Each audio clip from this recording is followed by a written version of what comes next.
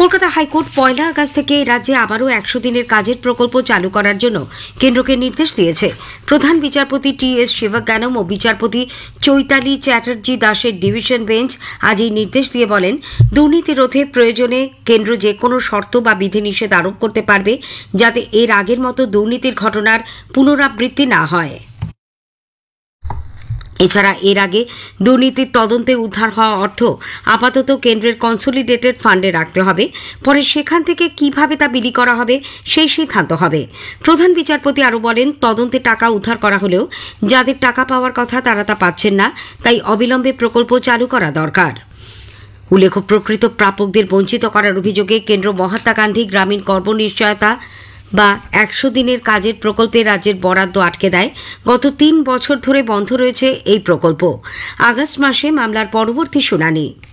তৃণমূল কংগ্রেসের হাইকোর্টের রায়কে স্বাগত জানিয়ে বলেছে, এর ফলে বাংলার মানুষের জয় হল।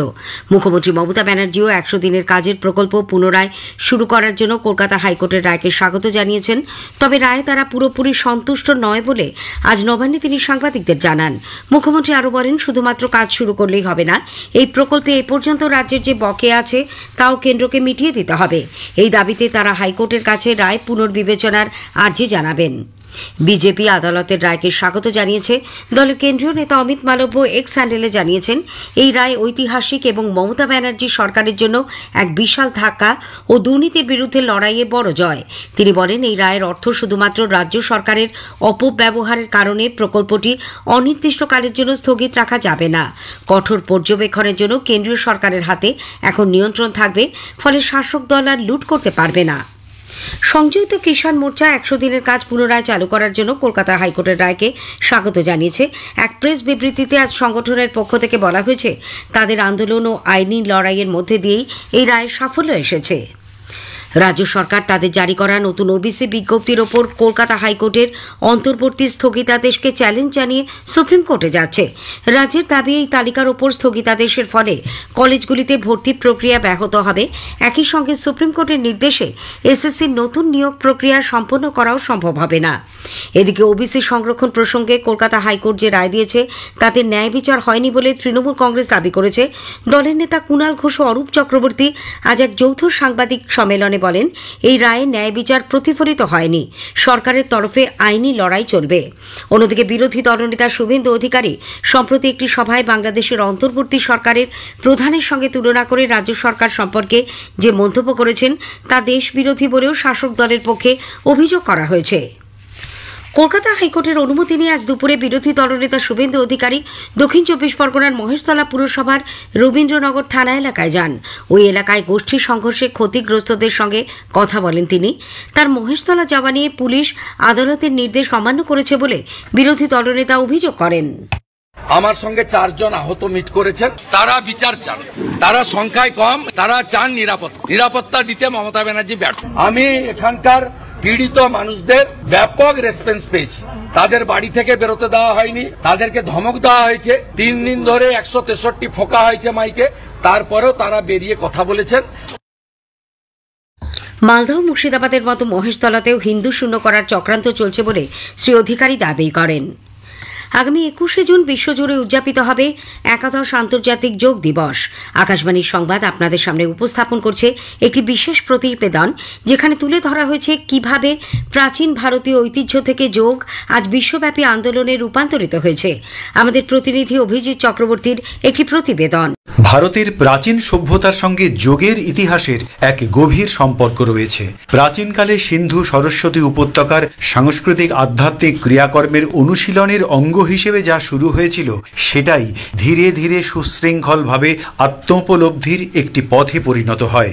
বহু বছর ধরে পণ্ডিতেরা বিশ্বাস করতেন যে বৌদ্ধ ধর্মের উত্থানের সময় অর্থাৎ খ্রিস্টপূর্ব 500 সাল নাগাদ যোগের উৎপত্তি হয়েছিল।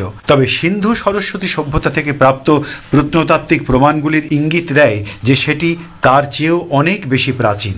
সময়ের সঙ্গে সঙ্গে এই অনুশীলন একটি সমৃদ্ধ শাস্ত্রীয় রূপ ধারণ করেছে। এটি বেদ, উপনিষদ এবং পরে পতঞ্জলির যোগসূত্রে স্থান করে নিয়েছে। মহাভারতে যোগের উল্লেখ থেকে শুরু করে ঊনবিংশ ও বিংশ শতাব্দীতে স্বামী বিবেকানন্দ এবং BKS আয়েঙ্গারের মতো মহিষীদের দ্বারা এটি একটি প্রাচীন ঐতিহ্য থেকে বিশ্বজনীন রূপ পেয়েছে। 2014 সালে প্রধানমন্ত্রী নরেন্দ্র মোদী রাষ্ট্রসংঘের সাধারণ পরিষদে 21শে জুনকে আন্তর্জাতিক যোগ দিবস হিসেবে ঘোষণা করার প্রস্তাব দেন। প্রস্তাবটি বিপুল সমর্থন পায়।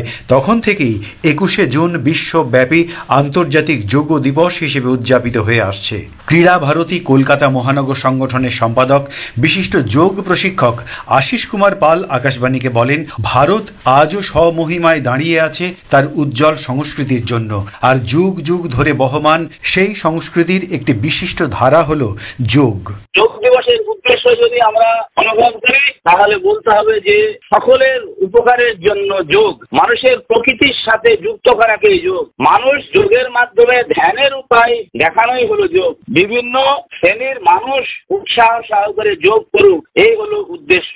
নিরোগী হওয়ার জন্য যোগ। কথায় আছে শরীর মাধ্যম পরিধর্ম সাধনম। যদি সাধনা করতে হয়, অর্থাৎ যদি শরীর সুস্থ থাকে তাহলে সব সাধনায় সম্ভব আছে।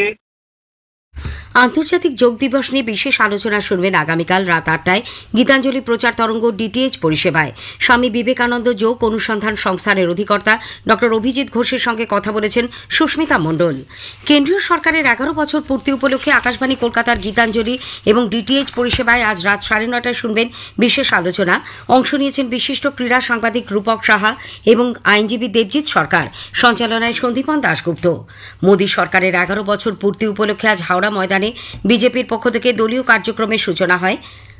মোদী সরকারের 11 বছর পূর্তি উপলক্ষে একটি প্রদর্শনীরও আয়োজন করা হয়েছিল। স্থানীয় সংবাদ শুনছেন আকাশবাণী কলকাতা কেন্দ্র থেকে। নদিয়ার কালীগঞ্জ বিধানসভা কেন্দ্রের উপনির্বাচনে আগামীকালের ভোট গ্রহণের জন্য সমস্ত প্রস্তুতি সম্পূর্ণ। ভোটকর্মীরা ইতিমধ্যেই ভোটের সরঞ্জাম নিয়ে বুথে পৌঁছেছেন। ভোটগ্রহণ শুরু হবে সকাল 7টায়, চলবে সন্ধে 6টা পর্যন্ত। অবাধ ও সুষ্ঠু ভোটগ্রহণ সুনিশ্চিত করতে কঠোর নিরাপত্তার বন্দোবস্ত করা হয়েছে। আমাদের জেলার সংবাদদাতা জানাচ্ছেন, এই নির্বাচনে তৃণমূল কংগ্রেসের আলিফা আহমেদ, বিজেপির আশিস ঘোষ, বামফ্রন্ট সমর্থিত কংগ্রেস প্রার্থী কাবিল উদ্দিন শেখ লড়াইয়ের আসরে অবতীর্ণ হয়েছেন। ভোটকে শান্তিপূর্ণ ও সুষ্ঠুভাবে সম্পন্ন করতে এসেছে 14 কোম্পানি কেন্দ্রীয় বাহিনী। 309টি বুথে ভোট গ্রহণ করা হবে। প্রতিটি বুথেই 3টি করে ওয়েব ক্যামেরা থাকবে। বিধায়ক নাসির উদ্দিন আহমেদের মৃত্যুতে কালীগঞ্জ বিধানসভার আসনটি শূন্য হয়। অনুপম মদক, আকাশবাণী সংবাদ, কালীগঞ্জ, নদিয়া। সাহিত্য একাডেমি 2025-এর যুব বাল সাহিত্য পুরস্কার প্রাপকদের তালিকা প্রকাশ করেছে। সুদেশনা মৈত্রের লেখা বাংলা কবিতা সংকলন একরোখা চিরুনি তল্লাশি যুব পুরস্কার লাভ পেয়েছে।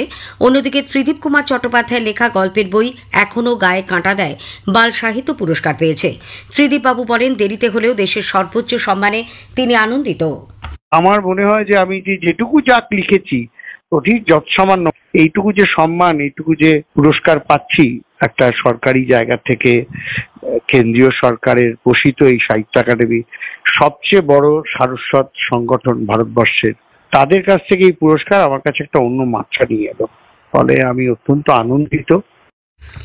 অন্যদিকে পেশায় কলেজ শিক্ষিকা সুদেশনা মৈত্র আকাশবাণীকে জানালেন, কোনোদিন ভাবেননি তিনি এই পুরস্কার পাবেন।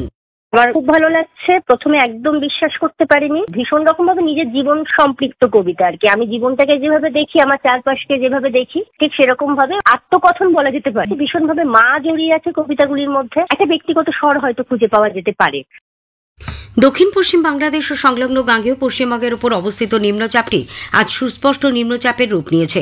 আগামী 24 ঘন্টায় এটি ধীরে ধীরে উত্তর পশ্চিমে ঝাড়খণ্ডের দিকে অগ্রসর হবে। এর জেরে আগামী 48 ঘন্টায় দক্ষিণবঙ্গের বেশ কিছু জেলায় ভারী থেকে অতি ভারী বৃষ্টির সম্ভাবনা। কয়েকটি জেলায় লাল সতর্কতা জারি করা হয়েছে। শেষ করার আগে স্থানীয় সংবাদের কিছু অংশ আরও একবার। কলকাতা হাইকোর্ট 1 আগস্ট থেকে এ রাজ্যে আবারও 100 দিনের কাজের প্রকল্প চালু করার জন্য কেন্দ্রকে নির্দেশ দিয়েছে। মুখ্যমন্ত্রী ও বিজেপি রায়কে স্বাগত জানিয়েছে। স্থানীয় সংবাদ শেষ হলো। এরপর শুনুন খেলার খবর 8টা 10 মিনিটে।